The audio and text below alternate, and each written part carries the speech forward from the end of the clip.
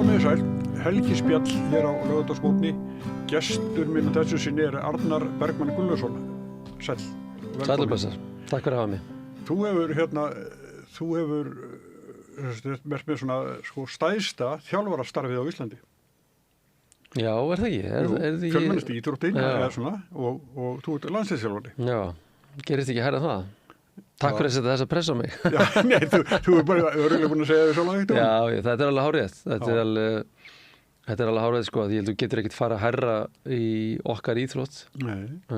Í fótboltanum, þú ert að þjálfa kannski Íslandsmeistarana sem náttúrulega líka mikill heiður og stór starf en svo held að næsta skref fyrir ofan náttúrulega bara okkar landslið og þannig að þetta er gríðarlega skemmtilegt og kræfandi starf. Já. Og það eru margir sem hafa skoðanir á því sem þetta að gera? Já, það náður líka bara að vera. Ég held allir meini vel að þeir hafa áhyggjur af að ég sé ekki að klúra málunum, skilur þeir. Og hafa skoðanir og sterkar skoðanir og sumir eru með betri plattform en aðri til að tjá sína skoðanir og þannig myndast umræða og umræða kemur áhugi og er það ekki bara að finna góða. En þú lítur að þurfa að lesa eitthvað sem út alveg fullkomna ósammála. Mjög oft. Já. Heyrðu, en byrjunni þú og Bjarki bróðin, þið voru undrabörn í fótbolta. Já, ég held að við verið alltaf lagi, held ég. Jú, þið voru meiri það. Manstu eftir okkur þegar við vorum að byrja?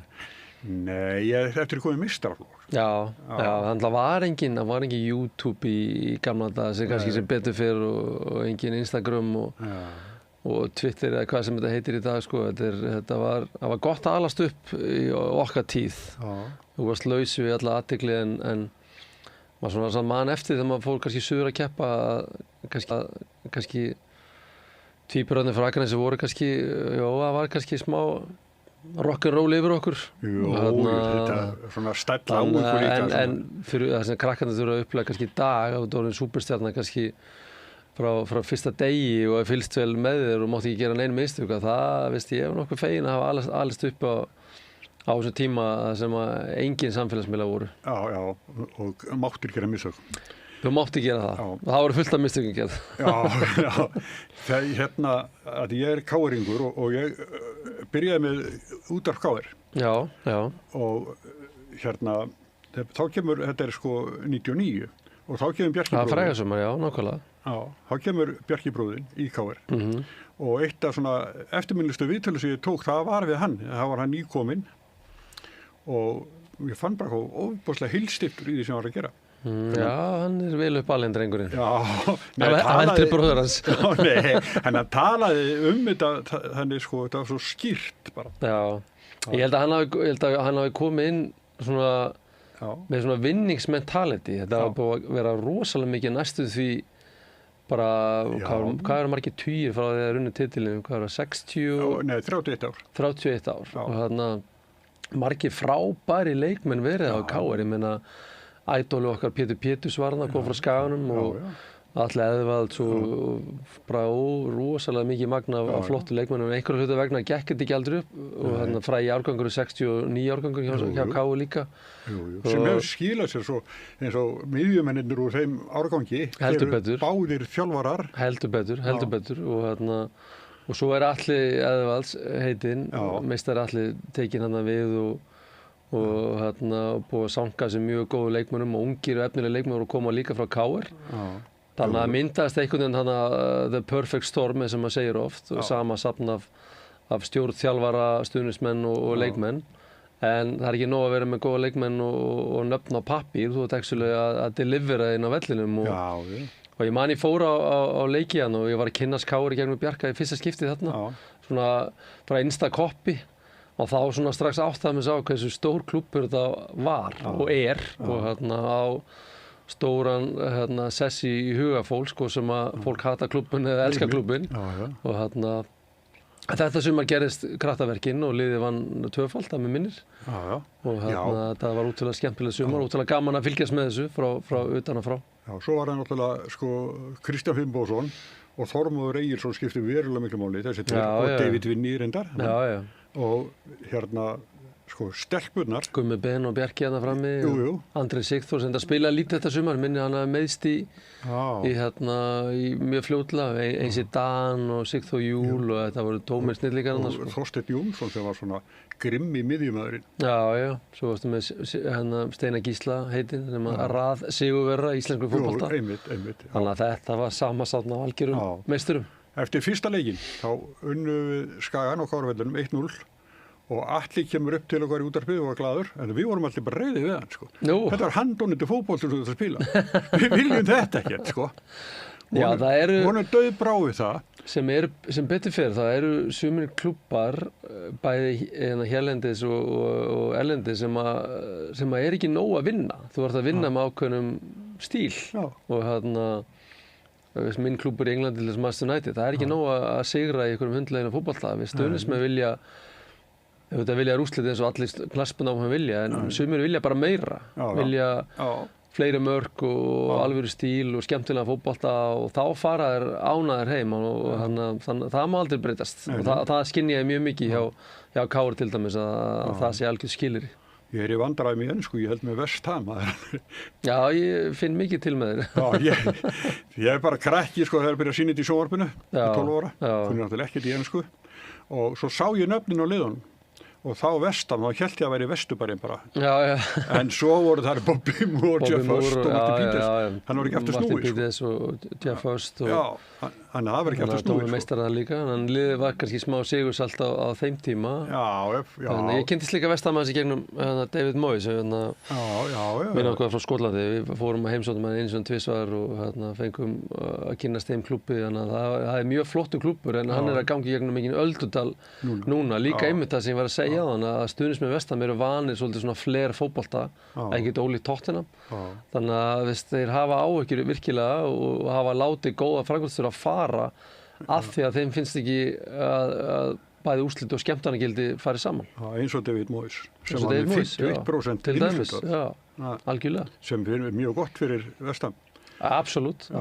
Heyrðu, en tölum við þig,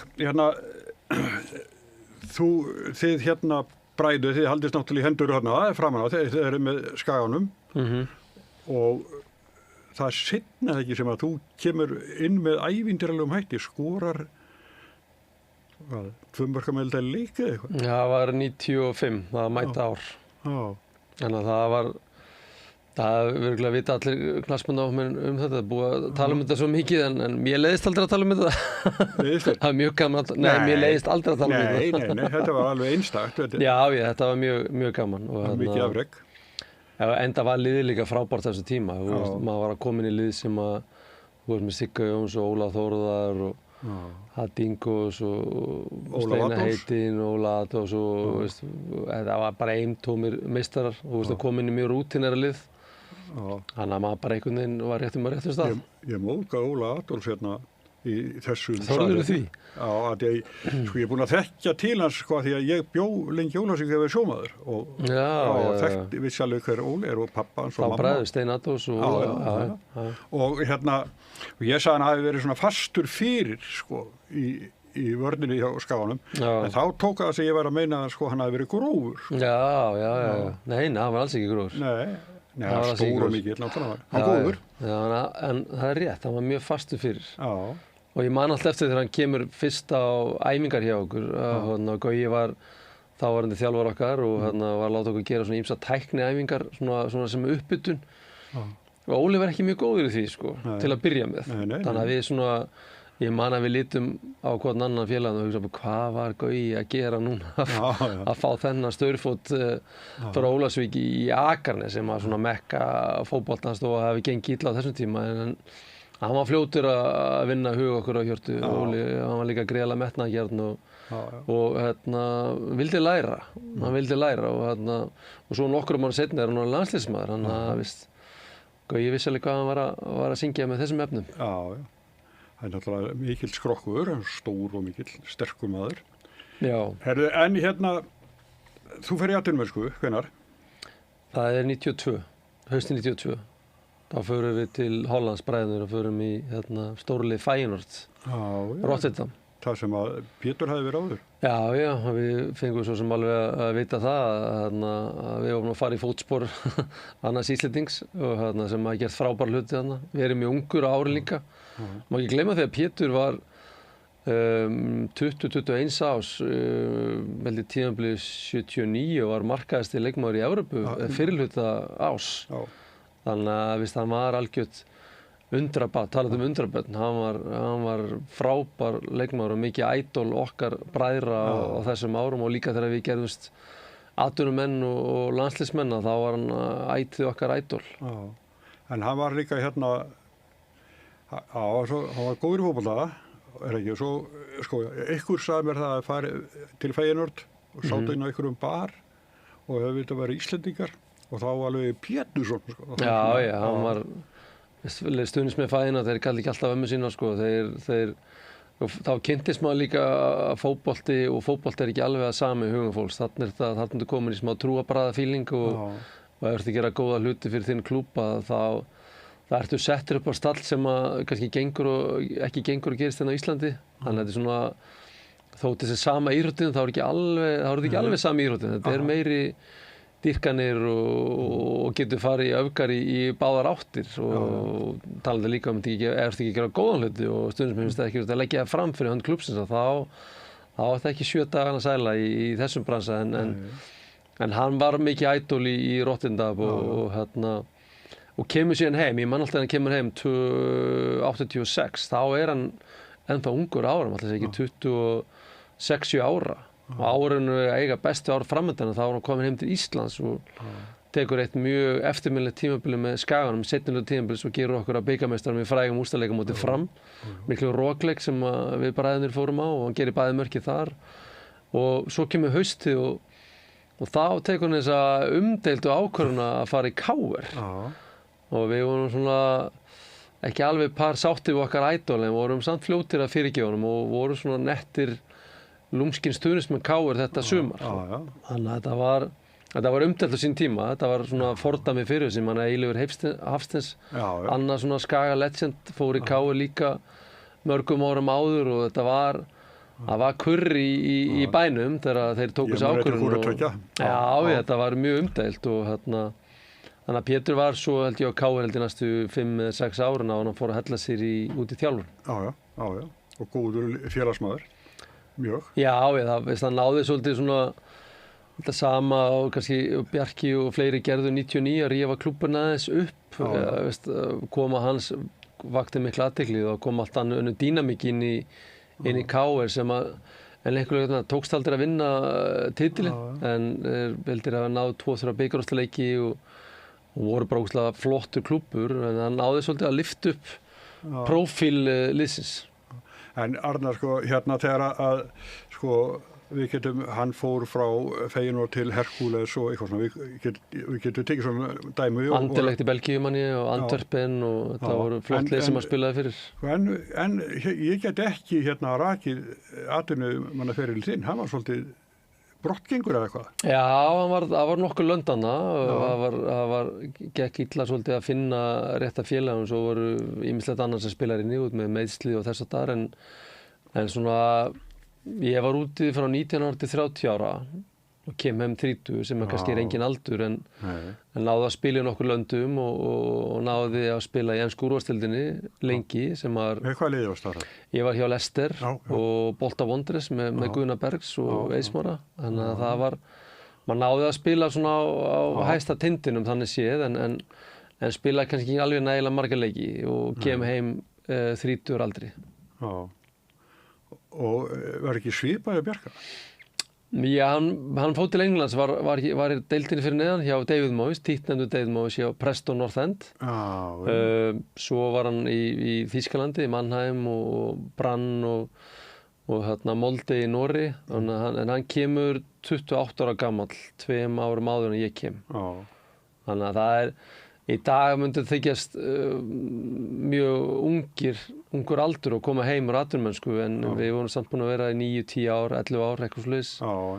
Og þannig að sumir eru, hvað maður segja, heppnar en aðrir, hvað var það meiðsli og þess að það bara gengur gerist. En svona eftir að hyggja áttu við fína fyrir mig að þau spil sem okkur var gefin í upphafi, þannig að það var kannski ekki alveg hvað var það hæfileika, en hvað var það svona kannski líkamann og þess að þú þarft alltaf að hafa bæði í þjálfun og í lífinu og sem leikmaður og þarft að hafa smá heppni með líka til að allt gangi upp. Já, og svo kemur óheppni líka.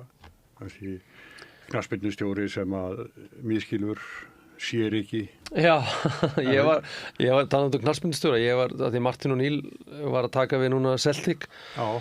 Í held ég 3. eða 4. skipti og hann er 73 ára, hann var minn stjóri hjá Leicester, keypti mig til liðsins og sem að mér svona þótt alltaf mikil heiður því að hann kemur úr sem Brian Clough skóla og hann er núverandi formaður KFC, Þóroddur Ólafs þekki þann skóla mjög vel sem leikmaður Nottingham Forest og ófá söguna sem hafa komið upp úr þeim mætra manni, þannig að þetta var skemmtileg tíma hjá Leicester og aðstofastjórinn hans John Robertson var einmitt að yfirgefa okkar jarðríki núna fyrir nokkrum dögum síðan, þannig að þetta voru ótrúlega miklu karakterar og maður kannski kunni ekki alveg að meta þessa menn á þeim tíma, maður var ungur og vitlaus en núna þegar kannski meiri viska búin að færast yfir mann með aldrinum að þá svona hugsa maður tilbaka og hugsa bara já, núna skil ég hvað þessi menn voru að fara.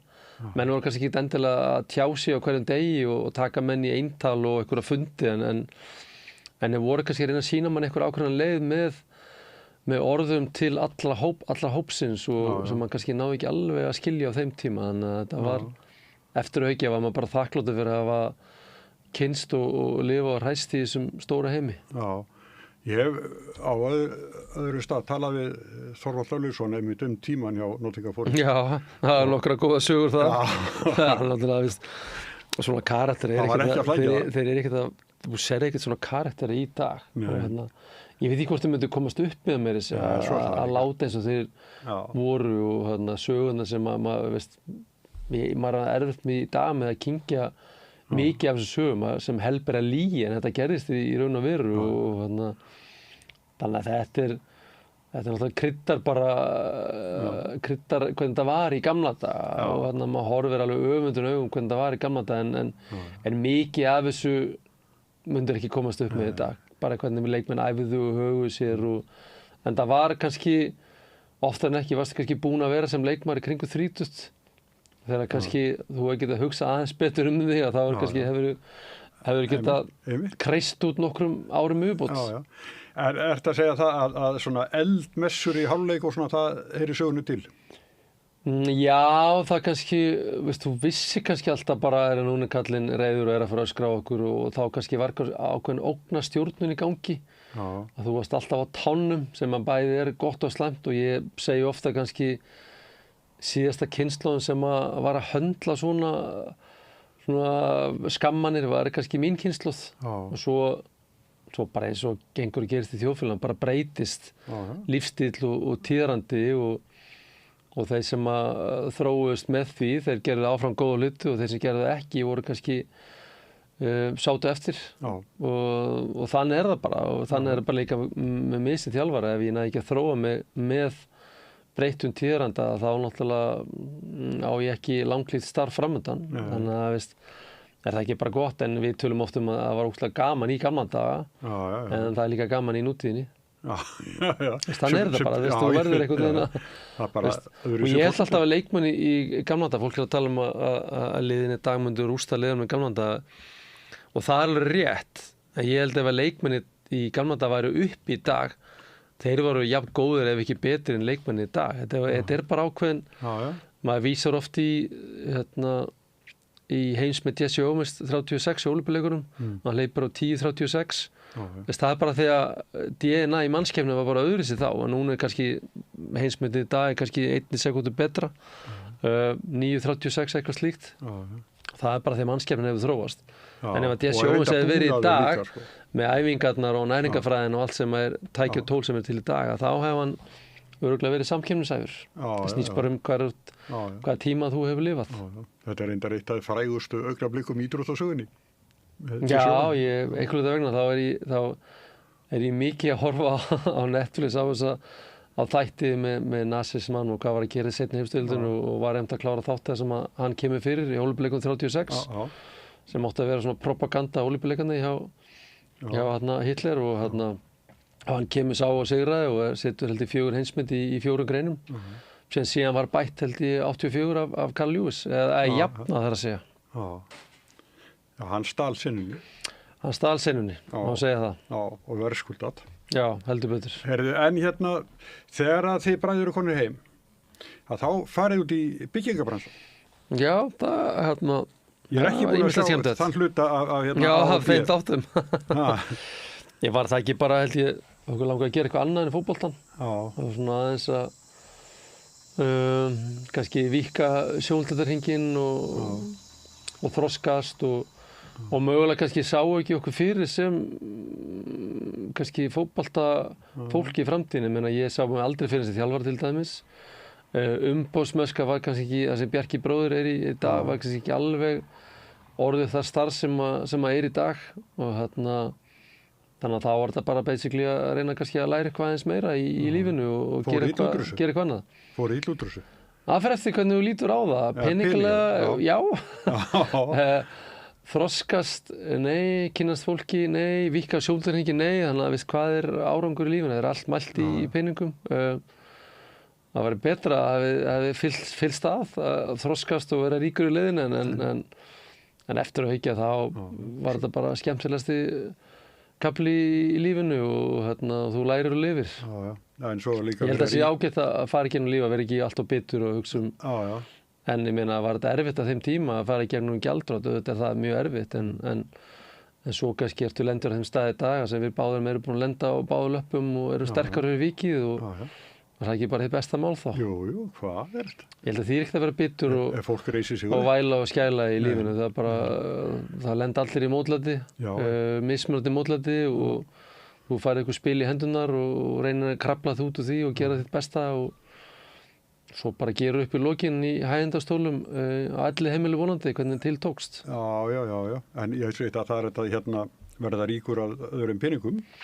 Já, ég held bara, við fengum bara mjög gott uppeldi hjá mömmu og pappa og það var bara hluta því var bara að gera sitt besta og ef við lendir í mótlæti, ég man alltaf að mamma sagði ykkur, það bara stendur upp að það ekkert annað í boði og þessi nálgun á lífi hefur svolítið hjálpað okkur mjög mikið og bara okkar DNA bara við erum frekar djarfir og tökum áhættur og sem gott að blessa og svo klikka hlutir og þá bara vælum við í smá tíma og vorkin okkur í smá tíma og svo bara stöndum við upp og reynum að læra því og gera betur næst og það hefur bara fyllt sem veganesti út í lífið.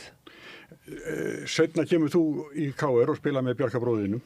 Já, 2003. Það var mjög gaman. Viljum þú þó sem að þjálfar okkar og hann var algjör meistari. Og þeir eru Íslandsmeistarar? Já, við vorum Íslandsmeistarar 2003 en talandum þegar þú tekur alltaf skammaran í viðtalinu, fólk fannst ekkert að við höfum spilað skemmtilegasta fótbolta þetta sumar. Þetta var eitthvað sem að ég sé sammála ekki, skiptir ekki neinu máli en það var einmitt svolítið svona að leikstíll og ná í úrslið, það verður að fara saman hjá KR-ingunum og það var samt mjög eftirminnilegt tímabil. Það voru bara að klára mótið 2 leikum lauk og svo lendum við í loka leik, frægum leikum mótið FA sem KR tapar 7-0.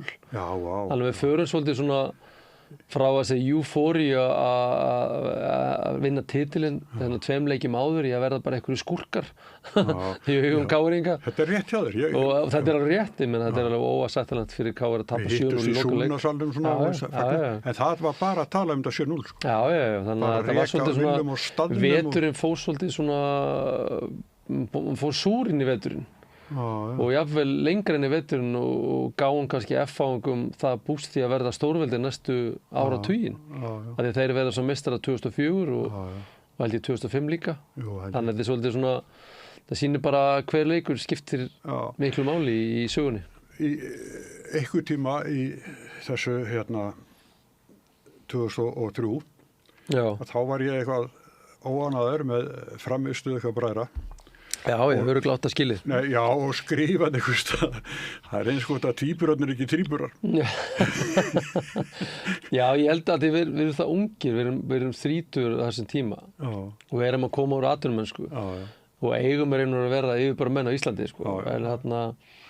En svo bara, ég held ég meiðist í 4. leik held ég byrjaði held ég vel, ég held ég hafi gert 3 mörk í fyrstu 3 leikjum og svo meiðist ég og bara frábæra nánast þangað alveg í blá lokin og sem betur fer þá kem ég inn á svona byrjar að spila í kringum þegar úrslitaleikin að verða að mann eftir að fara að leika á móti Fylki á KR-vellinum. Þá kem ég inn og geri held ég 3 og geri svo 2 mörk á eftir á móti Grindavík og ásvoldi nokkuð stóra þátt í að tryggja okkur titil. En auðvitað voru vonir og væntingar bæði hjá mér og hjá stuðningsmönnum að ég myndi kannski gera alluga í að bæta markametti til dæmis. Þetta fræga markamett.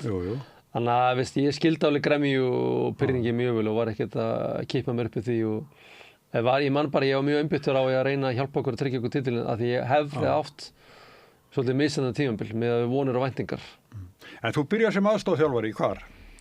Það var hjá Bjarna Guðjóns.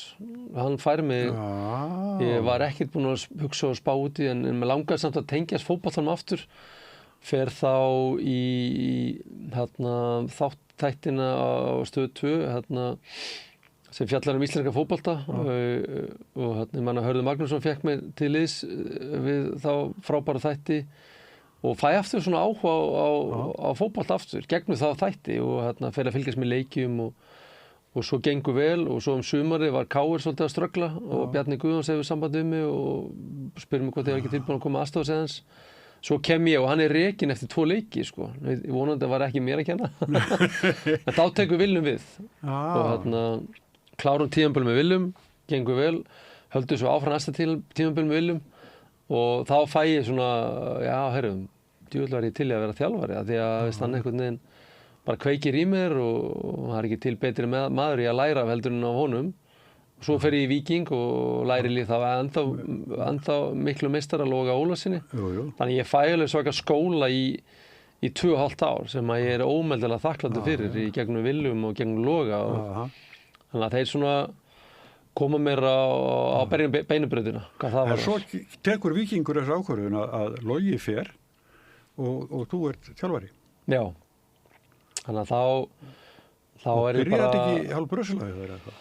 Jó, við töpum fyrir KR 8-2 í fyrsta leik afrenda bara einhver æfingarleikur en ég mani ég var svona sem betur fyrr, ég veit ekki hvort ég myndi tala eins og ég tala á þeim tíma, ég var bara stundum mig gott að vera barnalegur og kannski nálgast verkefnin á naív hátt og mér fannst bara, ég ætla að breyta heiminum og breyta íslensku fótbolta og breyta þessu og gera þetta og gera hitt og ég man að var alveg svolítið hlegið að manni í fyrstu mánuðin og jafnvel fyrstu árin og en Víkingur var einhvern veginn bara svo mikið dýnamík í klúbbnum á þessum tíma, það var einhvern veginn allir að sigla í sömu átt og stjórnin var frábær og við þurfum að breyta hansi miklu, ekki bara leikstil, þetta voru einhverju 10 leikmenn sem hurfu á brott og það þurfti að fá nýja leikmenn í staðinn og við fengum unga og efnilega leikmenn og þetta var ennþá í dag er þetta bara skemmtilegast ári á mínu ferli. Þetta 2019 ár. Við erum bikarmeistarar og nálgunum var basically til sama og núna hjá landsliðið var basically svolítið að þetta voru báði klúbbar, landsliðið og Víkingur var smá öldudal en svakaleg dýnamík í báðum stjórnum og þurfti lítið til að virkja til að stuðningsmenn og svo byrjar að keppa og þú veist þú ert ekki fara að vinna alla leiki strax en þú vilt gefa öllum góðan leik og þannig var það frá fyrsta degi. Það gekk kannski ekki alveg nægilega vel að ná í úrslit en fótbolti var skemmtilegur og það sáu held ég flestir við vorum á komnir svolítið á beinubrautina og vorum á réttri þetta frægu orð vegferð svo má segja. Og þið verður svo Íslandsmeistarar 2021, 2 ára seinna. Já, og aftur? Aftur 2023, bikarmeistarar 4 sinnum, það sem var mjög gaman. Þannig að heilt yfir var þetta bara geggjaður tími hjá Víkingurum, kynnist mikið af frábæra fólki og dýnamíkin í klúbbnum. Víkingur miklu stærri klúbbur en ég hélt sko. Ég hef oft sagt þetta þegar ég var leikmaður þá mætti maður í Fossmann til að taka 3 stig og taka svo pulsu á leiðinni heim sko. Það var miklu stærri klúbbur en ég hélt, miklu meiri dýnamík, miklu fleira fólk sem að studdi klúbbin en var kannski út frá ég veit ekki, kannski fótboltanum eða ómikið af útlendingum var ekki alveg að tengja við klúbbinn sinn. En svo tókst okkur að snúa í blaðinu og í dag er þetta bara orðið skepna. þessi klúbbur voru algjör skepna, þannig að mjög gaman að fylgjast með honum í dag. Já, hérna, löng áður voru þeir svona í handboltanum. Handboltanum, já, greiðlega dýnamík í handboltanum þegar Bóton kemur, og var hann svona átti sín moment í fótboltanum, voru búin að vera meistarar 81, 82 og svo 91 undir stjórn Loga. Þannig að voru svona komið moment en stöðulengi var engin. Það var, svo fóru niður deild og komast upp deild, þannig að það var svona stöngin út stundum. Það núna, sagt, í þeirri velgengni sem var hjá Víkingum og kannski segir eitthvað blessunarlega, að breytist allt, það breytist umhverju því náðu lengri Evrópukeppni heldur en hafði verið áður og... Já, það á þessum tíma, það breytist fótboltan aðeins í landslagi fótboltan breytist aðeins, það búið að búa til nýja keppnir, það búið að gera algoritman þannig hjá UEFA, þannig að litlulegin kannski möguleika að ná lengra og afla sér tekna. Og hvað gerir það að verkum? Að býr til hagkerfi í fótboltanum í Íslandi. Allt í einu eru Breiðablik og Víkingur komin með meiri fé á milli handana og þegar ég segi búið til hagkerfi, þegar þau fara að falast eftir leikmönnum annarra liða, þá fara önnur lið að biðja meiri pening fyrir sína leikmenn. Og þannig býr til svolítið svona skriðþunga af fjármagni sem að hjálpa til og þannig að núna íslenskur fótbolti á uppleið, myndi ég segja. Það eru margir leikmenn að spila erlendis og margir leikmenn að koma heim líka, því að íslenska deildin er sterk og skemmtileg og þessi gulrót fyrir leikmenn að spila erlendis í Evrókeppni sem að kannski alla jafna ekki að gera með sínum liðum í hvar sem að spila með Noregi, Hollandi eða þess og það er bara besta mál og þannig að ég held að fótbolti í Íslandi sé í stöðugri þróun og stöðugri uppleið og marga góða þjálfara og þannig að þetta allt í toppmál. Ég sá einu sinni auglýsingu, ekkert fyrir löngu síðan, frá Víkingi, þar sem voru að auglýsa eftir fjármálastjóra. Það var einnig að segja við konum minni, sjáðu hvað orðið mikið, sko. Já. Það er ekkert gjaldkeri knattspyrnudeildarinnar lengur, það er konum fjármálastjóri. Nei, ég manna fyrstu árin sem að fór inn í herbyggi skrifstofu hjá fjármálastjórum og þá var þetta einn maður, Haraldur Hallsson, og hann var með svona stafla af reikningum við liðina á sér og svo bara með frekari veltu og aukinni veltu deildarinnar, þá náttúrulega var það ljóst að þurfti að taka eins til í þessum málum að fá fleiri starfsmenn og það er bara að finna besta, en það er líka fylgir því mikil ábyrgð og að fara með fjármuni og þess og þar og sérstaklega hefur kannski klúbb eins og Víkingi sem að hefur ekki alveg stærð iðkanda eins og Breiðablik og Stjarnan og kannski fleiri lið, þannig að það Víkingur kannski bæði pros and cons hjá þeim klubbu núna, það má ekkert svona klikka í mörg á, liðið þarf að vera sjálfbært í að vera ofalega í deildinni og vinna titla og vera í Evrópukeppninni og þess að það meðan kannski klubbar eins og Breiðablik og Stjarnan eru rosalega stór iðkandafjöldi í þessum klubbum og þannig að það mun alltaf koma leikmenn.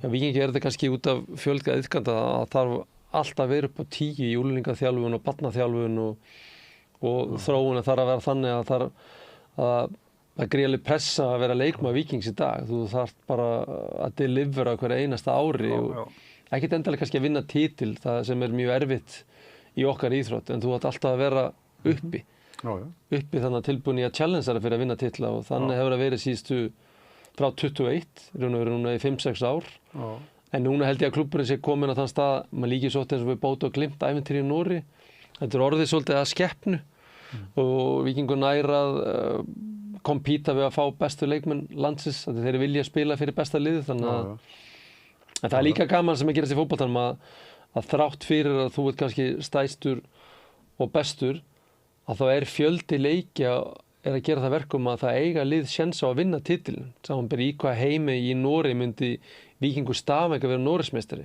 Að ég held allir sem sammála það að Bót og Glimt sem miklu betra lið en Víkingur Stavanger, en út frá fjölda leikja sem Bót og Glimt spilar hverju ári, þá bilið að minnka þegar þeir ná kannski að vera mikið að meiðslum í fjölda leikja, þreyta, ferðalög, þess að það eiga klúbbar eins og Víkingur Stavanger og klúbbar hérna heima eins og KR og fleiri lið á næsta ári, Breiðablik og Stjarnan, eiga séns á að verða Íslandsmeistari út frá að Víkingur væntanlega að fara að spila bara miklu fyrir leiki. Já, ég ætla að eftir að Víkingar eða Blikarnir hafa farið svona langt í Evrópukeppni, þessu leikjum, þá verið erfitt að verja titil. Já, það hefur verið mjög erfitt og sem að held ég sé bara mjög gagnlegt og gaman fyrir stuðningsmann. Það væri leiðilegt ef að eitt lið væri að dominera bæði deild og bikar og líka komast áfram í Evrópukeppni. Þá væri það lið fljótt í að skilja hina eftir í ríkinu. Eins og Rosenborg var í Noregi. Eins og Rosenborg var og Bodo Glimt núna. En núna gerist það eins og að segja að Víkingur Stavanger verður norskur meistari og Víkingur, við vorum ansið nálægt í 2024, við komumst í úrslit bikar og spilum frægar úrslit við Blikana í Íslandsmeistaratitilinn og svo komumst við áfram með sambandsdeildinni. Bæði ára sem Blikarnir hafa komist áfram með sambandsdeildinni hefur gengið illa að verja titilinn. En Víkingur fær það tækifæri næsta ári og til að reyna aðluga þessari, kannski sem að kalla þessi heilu þrenningu, það er að vinna Íslandsmeistaratitilinn og vinna bikarinn og komast áfram í sambandsdeildinni. En Arnar, þegar að þú ert með hóp leikmanna fyrir framan þig og þú hlýtur að þurfa að hugsa meira heldur en bara hvað ég geta mikið í fótbolta, þú verður að lesa persónuna væntanlega. Já, þetta er alveg smá sálfræði starf líka og ekki það maður sé menntaður sálfræðingur, bara nýti sér reynslu úr lífinu. Nei, þú ert oft verið í búningsklefa og hlusta á margt. Já, þú ert með hóp kannski af 25 leikmönnum, svo ég gefi bara einhverju tölu og svo ertu með staff í kringu líka og allir eru með sitt líf fyrir utan fótboltann og þú er kannski að gerist ímislegt í lífi fólks. Ég meina það eru sambandsslit og dauðsföll og alls konar og kannski en almenni borgari að knattspyrnu áhugamaður sem er að fylgjast með leikliðsins, hann kannski veit ekkert af þessu og hans huga er leikmaður bara slakur eða góður skilur og kannski ástandin fyrir því er ekkert endilega öllum kunnur, þannig að þú þetta að vera basically mannlegur og þá teki ég kannski mína reynslur og atvinnumannaheiminum mikið inn að því að oftar en ekki var ekkert sammála nálgun á þeim tíma en það er kannski það sem ég var að segja á hann með svo Martin O'Neill og John Robertson og þess að gauðra tíðarandi var bara svona á þessu tíma, það var ekkert verið að flíka sínum tilfinningum og ef það var mikið meiddur sem fór mikið þitt sálarlið þá var ekkert endilega verið að setja kannski höndun á öxlir og spyrja hvernig liðið á hvernig degi skilja en ég reynir samt núna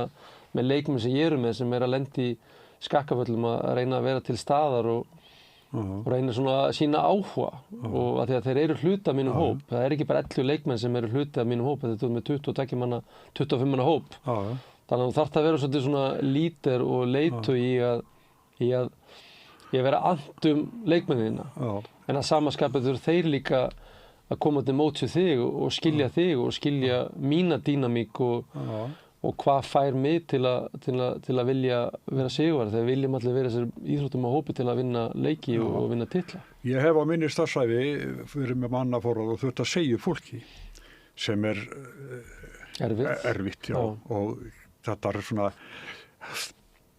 vera með rétt augnablikið í það en sem þjálfari þá ert í rauninni einhverju leikmennu kannski ekki tekið það og bara hafna þeim. Já, ég meina þú... Þeir til að eiga verið í liðinu en þú segir ekki. Já, ég meina ég átti erfitt með þetta fyrstu árin og ennþá erfitt með þetta því ég er mjög meðvirkur einstaklingur, ég er það frá mömmu minni en ég varði einhvern veginn ákvað snemma að nota ensku orðið ruthless, vera svolítið miskunnarlaus í að taka ákvarðanir og með hagsmuni liðsins í huga. Þetta snýst allt leikmenn. Þegar ég var leikmenn þá var ég alltaf svona hvað er þjálfarinn að gera með það, okkur er vel að mikið liðið og svolítið en svo þegar ég er þjálfari þá skil ég bara að þjálfari svo hann verið ekki rekinn, þá þarf hann að vinna leiki eða gera góða hluti og ég get lofað því til að gera góða hluti þá þarftu að hafa besta 11 manna liði sem er available það tiltekna leik til staðar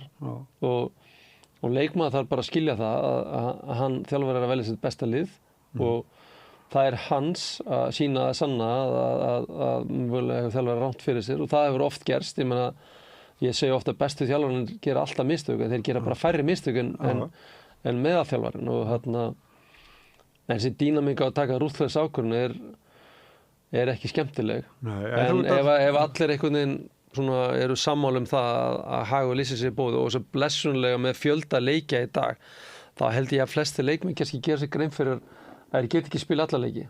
þótt þeir vilja. Já, en svo eru sumir sem fá aldrei. Já, ég held að allir fá einhver tækifæri, bara mismikil. Já. Og sumir kannski fá því miður kannski 10 mínútur meðan kannski annar far 5 leiki til að sanna sig, sko. Já.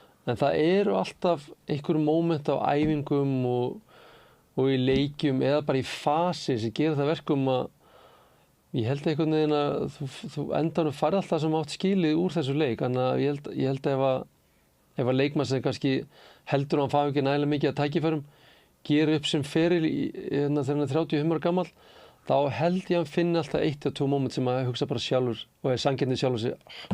Ég hef kannski getað gert betur hann, ég hef getað gert betur þessa ræmingu, þessum leik, ég hef átt að lifa betur þarna og sleppt jammunni hingað. Ég held að ef þú ert sanngjarn og ferði við þitt líf að þá kemst alltaf að sömu niðurstöðu að ég endaði bara sem ég átti skilið að enda, held ég. Já, en sko þegar þú kemur og tilkynir byrjunarlið, að þá vistu alveg, það verður einhverjir spældir. Já, það náðulega ekki að vera. En hvernig líður þér? Ég er að þetta hvernig er það? Ég er nokkuð miskunnlaus núna, hvað það var það. Ég er bara sáttu við mín ákvörðun. Og ég er ekkert að tilkynna leikmenn og það sérstaklega að þeir séu ekki valdir en skrifstofan er alltaf opin. Þú mátt alltaf banka á dyrna hjá mér og fá útskýringar og þá reyni ég að vera vel vopnaður útskýringum og sem betur fyrir dag ertu með mikið af tölfræði og alls konar gögnum sem að styðja við þitt val og stundum er það bara basically, þetta er 3. leikurinn á 10 dögum en þú þarft bara að hvílda halda, skilur það, en þú þarft að vera með svörin reiðum höndum til þess að leikmann sé að kaupa þínar útskýringar. Ef einn fer í bara hörku fílu.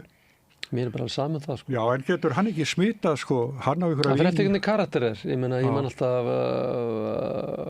vinnum með Sölvi Rótesen, ég tók hallandulíðan og þá fór hann í massa fíl út í mig, tala ekki við mig í 3 eða 4 vikur. En hann lét aldrei bitna á sinni framistöðu á æfingum og hvernig hann höndlaði aðra leikmenn. Meðan kannski næsti maður fer í fílu til mig, er í fílu á æfingum, segir ekki orð við leikmenn, gefur ekkert af sér. Veist, þá er bara eitt til ráða. Þá náttúrulega er bara sá leikmaður bara hægt og bítandi bara svona sjálfur að henda sér út úr klúbbnum, sko. Þannig að þetta er, ég hef ekkert að móti því að leikmenn sé fílu til mig, en ef þú ert í fílu á æfingasvæðinu og liðsfélagana, þá er bara einleið að það er Sæjunara, sko. Það geta að smita út frá sér. Já, algjörlega, sko. Og örugglega í öllum vinnustöðum líka. Heyrðu, landsliðið. Já. Komið þér óvart að? Nei, var þetta alveg augljóst að þú er næsti þjálfari? Ég held, ef það átt að ráða íslenska þjálfara, þá held ég að ég hef verið ansi ofarlega. Ef þú átt að fara í erlenda þjálfara, og kannski fara í baráttu við það, þá er það kannski svona orðið tæft. Þá náttúrulega margir færir erlendir þjálfarar. En ég held einhvern veginn að ég leiði mér að vona það að ég held að fólk hafi svolítið kannski sé hvernig dýnamíki var í Víkingi. Að það lið hafi verið í Öldudal og saman hefðu náð að gera eitthvað skemmtilegt verkefni úr því. Og ég held að þegar Totti er kjörin formaður og stjórnin tekur við að ég held að það var orðið svona svipu dýnamík og hjá Víkingum að það verið allir að vilja fara ykkur aðra átt kannski reyna að breyta hans til leikstíliðsins hort kannski það sem vel var gert í Víkinni og kannski reynda að gera eitthvað svipað og þannig að þá hafa kannski breytt kostur komið til greina. Heyrðu, förum aðeins tilbaka. Já. Það er hérna samskiptið þín og Óskar Hrafns þegar hann var með Breiðablik og þú Víking, 2 langbestu liðin. Já. Og það gekk á ýmsu. Já, menn var það ekki gaman? Var ekki gaman fyrir ykkur að fylgjast með því? Jú, stundum svona, þetta var svona full mikið, sko, svona traugandi beggja. Ég bara báðir keppnismenn báðir að stýra klúbbum sem voru í hatra með baráttu og stuðningsmenn, stjórnir og það voru skot sem að fluga á milli og eftir að hyggja gera þetta bara gott fyrir fótboltann. Við náðum einhvern veginn að auglýsa fótboltan betur upp og þetta var skemmtilegu tími og og árangursríkur hjá báðum. Já, klárlega, sko. Ég held einhvern veginn að báðir klúbbandi búa vel að þessi í dag og þannig að ég lít bara aftur á tíma og sakna stundum sko, stundum ekki. Ekki kunningjar, bara þið þekkist mjög vel? Já, við höfum þekkst frá að við vorum ungir, við vorum alltaf að spila móti hverjum öðrum í yngri flokkunum, jafnaldrar og strákurinn hans minn fyrirliði í dag í íslenska landsliðinu og þannig að ég held að þetta hatur, ef maður orða það innan gæsalappa, hafi allan að minni hálfu hafi ekkert verið lengur en bara inn á vellinum í 90 mínútur og mögulega kannski einhver blaðavittur líka eftir leiki en í hvert skipti sem við hittust á götútið, það var bara þannig og leitið sko. En það sagði ég hatur innan gæsalappa, þetta ekki beint. Þetta svona keppni. Þetta bara keppniskap og mögulega barnalegt skiluru, en ég held að þetta hafi verið skemmtilegt fyrir alla. Herðu, förum hérna aftur með landsliðið. Nú ert þú svolítið gagnrýndur fyrir að velja ekki Gylfa Þór. Já. Er það eitthvað sem þú útilokar eða? Sko... Hann alveg gamallega kraftminnum hann að vera. Já, ég held bara ekkert endilega með Gylfa Þór, þetta bara leikmenn sem að spila í Íslandi. Þetta svaka erfitt að vera að keppa við leikmenn sem spila erlendis í stórum klúbbum og þetta bara mjög erfitt og þarna íslenska deildin ekki alveg hátt skrifið í heiminum. En þó ég sé ofta besta deildin ekki besta deildin, hún skemmtilegasta deildin. Svo ertu bara, hann orðinn miðjumar í dag og að keppa við þá Hákon Haraldsson og Ísak Bergmann og fleiri mæta leikmenn og þannig að það mér alltaf langar til að velja hann liði, alltaf langar til að velja hann hópinn, en það einhvern veginn bara, á þeim tímapunkti sem við velur hópinn og ég aldrei skilja okkur að menn eru viðkvæmir fyrir að þegar maður segir að þá eru kannski aðrir leikmenn standa framar á þeim tímapunkti. Já, eins og þú ert að gera núna. Ég meina, skiptir ekki máli hvort það Gylfi eða Jóhann Berg eða Stefán Teits, það gefur augalega þegar þú velur landslýshóp. Þegar gefur velur landslýshóp, hvað segirðu? Var síminn ekki? Var Gylfi ekki? Að ég held að ég heyri undan ekkert í þessu síma. Nei. Hvað það vitlaust þetta? Herriði, við byrjum velveringar á þessu. Ekki máli, ég bara, það sem að koma að þegar þú velur 25 manna hóp og þá ég bara að velja hóp sem að ég tel bestan til að vinna í því verkefni sem að til staðar og þá gefur augalega að þá eru þessi 25 leikmenn eða 24 hvað sem þetta þá standa þeir framar en einhver aðri skilur. Og þegar þú segir þetta þá fara allir í flækjur og vera svo viðkvæmir skilur, betur hvað er í. En svo hugsa maður kannski eftir á að ákveðnu leikmenn kannski svo Gylfi og Jói Berg eiga bara sérstakann stað í hjarta fólks á Íslandi og fólk kannski fyrir þeirra hönd móðgast og ég skil það mjög vel og þannig ég þarf að gæta mig svolítið hvað ég segi þegar ég að tala meistara í okkar samfélagi og hvað þeir hafa gefið íslensku þjóðinni gegnum tíðina sko. En stuttasvari basically maður langar að finna leiði til að velja Jóa Berg, Aron Einar og Gylfa en tímapunktunum þarf að vera réttur og þeir þurfa að koma inn á réttum forsendur sem basically knattspyrnu forsendur í stað þess að séu tilfinningaforsendur. Já, mikið rétt. En það kannski spilar inn í þetta líka okkur þykir í mörgum að bara engin landsliðsmaður hafi gagnast Íslandi jafnvel og Gylfi Þór. Og það alveg stórt argument fyrir því. Það ekki spurning að hann stjarnan í þessu góða liði sem var. Ég reyndar hef núna síðustu vikur hort mikið að leikjum í gamla liðinu. Gríðarlega mikið að leikjum. Og bæði til að því að fólk fljótt að gleyma hvað actually gerðist á þessu tíma, hvernig liðið verið að spila, hvernig dýnamíkin var og maður vill bara læra aðeins af þessu og það verið mjög gaman að horfa á alla þessa leiki og þannig að maður hefur séð hversu stórt hlutverk hann spilaði á þessu tíma og Jóa Berg og Aron Einar og allir þessi snillingar spiluðu og þannig að þetta verið mjög gaman að fylgjast með þessum gömlu leikjum. Gömlu leikjum, það ekki langt síðan það var. En svo hafsendarnir svo voru, Raggi og Kári. Það vörninu kannski veikasti leikur hjá þeir?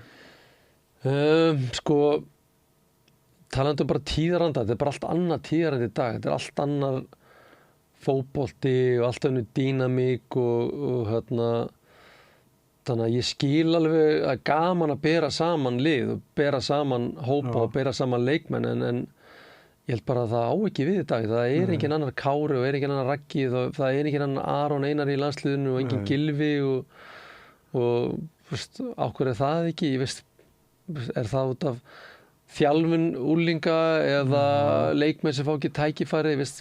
Það skiptir líka máli. Ég held að við erum bara mjög fámenn. Já, ég segi það getur verið slempi lukka bara. Og stundum kemur upp hópur af leikmenni sem að synkar vel saman og þá ertu með góða varnarmenn núna til að segja, ég segi við erum bara vel setti með varnarmenn en þeir þurfa að fungera með liðinu sem í dag, sem þá, við viljum spila kannski aðeins djarfan með boltan heldur en Gullaldalið gerði en þannig að það basically feelingur hjá mér þetta að reyna að finna leiði þannig að við séum að verjast eins og Gullaldalið gerði sem var mjög vel, en getum við líka bætt í okkar leik að því að ég aldrei skilið umræðan að við megum ekki vera það litlir í okkur, við megum ekki þora að bæta okkar leik sko.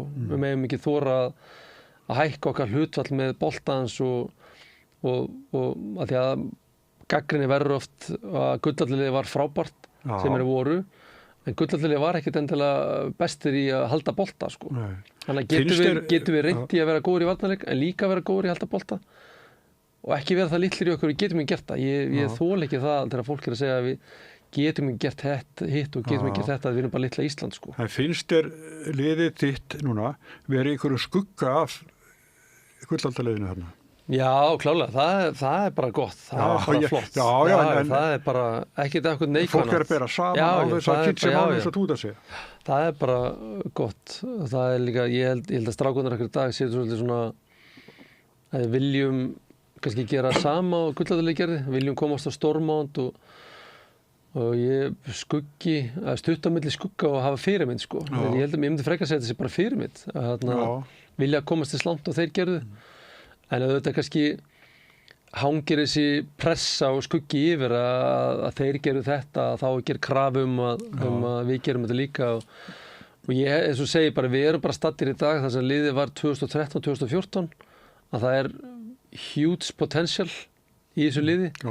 Við erum ekki ungt lið í dag en vandamáli kannski að okkar bestu leikmenn eða core leikmenn eru ungir út með hópa af kannski 4-5 leikmenn sem eru kannski 22-23 ára sem gera það verkjum að besti leikmenn þeirra 10 en slaguleikar tvistur það óstöðuleikin svakalega mikill sem þú færð með ungu leikmennum besti leikinn 10 og slagileikinn 7 og þetta færðu bara því miður og tala bara you learn it the hard way, þú læri bara mistökum og þannig færðu unga leikmenn þú færð unga leikmenn sem spila ógeðslega vel, einn leikinn og slagt hinn leikinn þannig að þetta lærir ekkert nema með því að spila leiki og svo vonandi eftir 2-3 ár ertu komin þann stað sem að var það 2016 þegar Ísland komst á Evrópukeppnina í Fraklandi en þá eru Gylfi og Aron og Jói Bergmann sem strákar, þá voru þeir orðin 26 ára gamli sko.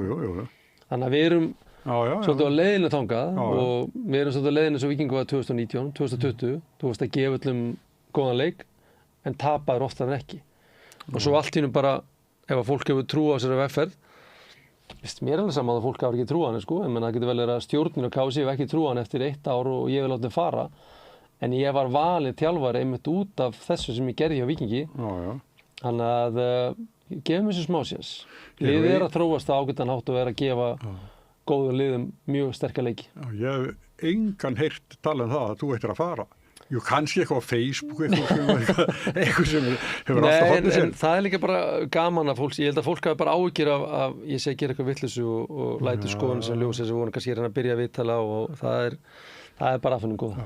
Það er að tala svo að þeir eru konur út í heim og þeir eru að spila og stórum völlum og þá var það til dæmis skagamaðurinn Hákon Haraldsson, hann er náttúrulega, hann bara er alltaf betur og betri. Já, hann er náttúrulega, ég myndi segja, fyrst erum við að tala bara þetta dæmi um Gylfa, hann er til dæmis komin framar held ég en Gylfi var á hans aldri, 22 ára gamall, en Gylfi náði sér náttúrulega ótrúlega langt og það er undir Hákonu komið að gera jafnvel ef ekki betur en hann. En hann er líka með stað að vera ennþá unguleikmaður, hann á 10 og hann á líka þrist inn á milli, sko, stöðuleikin að vantar ennþá på stöðuleikan. sem bara mjög ósköp eðlilegt. Ég meina það engin fullmótaður leikmaður 22 ára gamall, sko. En hann ekki fyrirliði? Jú, það einmitt, hann varafyrirliði hjá mér. Já, en hann fyrirliði hjá... Hann var fyrirliði 1 eða 2 leiki hjá Lille, hann ekki allir jafnir fyrirliði, en einmitt svona ákvörðun mín að gera Orra fyrirliða og Hákona varafyrirliða einmitt til að ýta undir og hraða þessa þróun, af því að þakki á þeim hérna, sko. Og ef þú fattar að þakki á þeim mjög hátt, þá gefur þeim tæki og tól til að ná þessu fyrr en ella, gefur þeim ábyrgð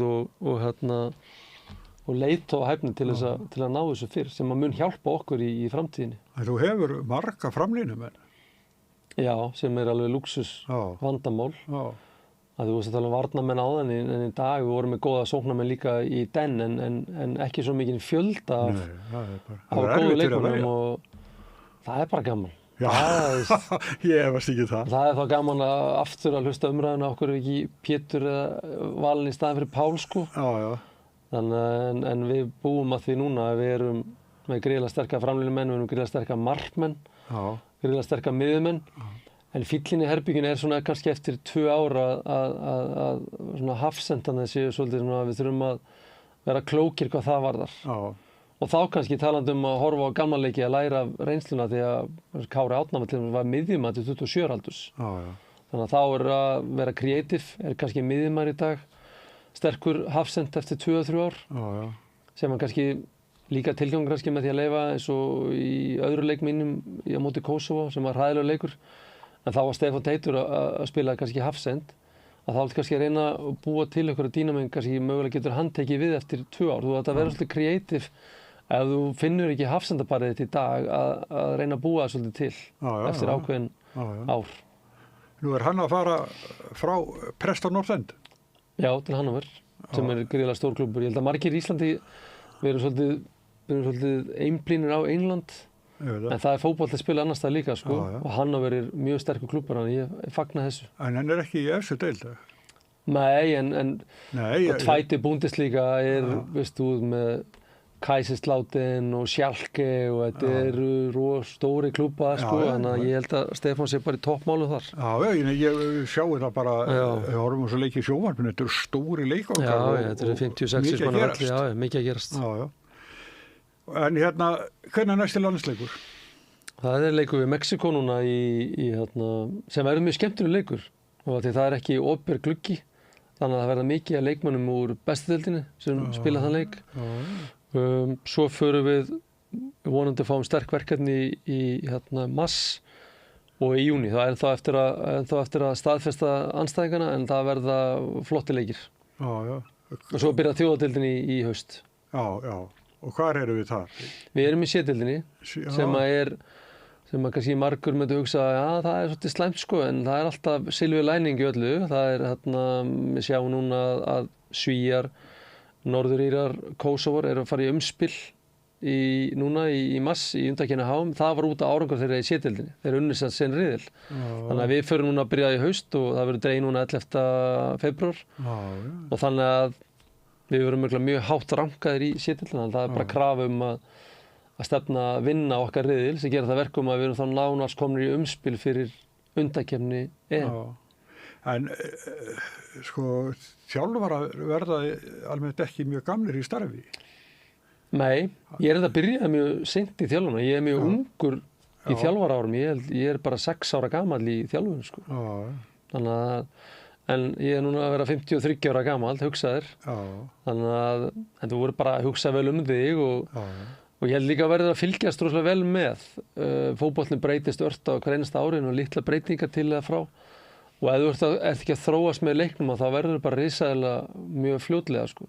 Og starfið mitt núna hjá KSÍ gefur mér þann kost á að fylgjast vel með þróuna, því ég hef nægan tíma til að hugsa, nægan tíma til að fylgjast með bestu liðum heims og bestu landsliðum heims, hvað þjálfarar að gera út í stóra heimi. Þannig að ég held ég sé vel vopnaður í dag til að takast á við næstu 10 ár vonandi, ef heilsan leyfir. Já, við vonum það, og ég þakka mikið vel fyrir samtalið. Takk hérlega. Já, og vegniði vel í þínu starfi. Takk hérlega.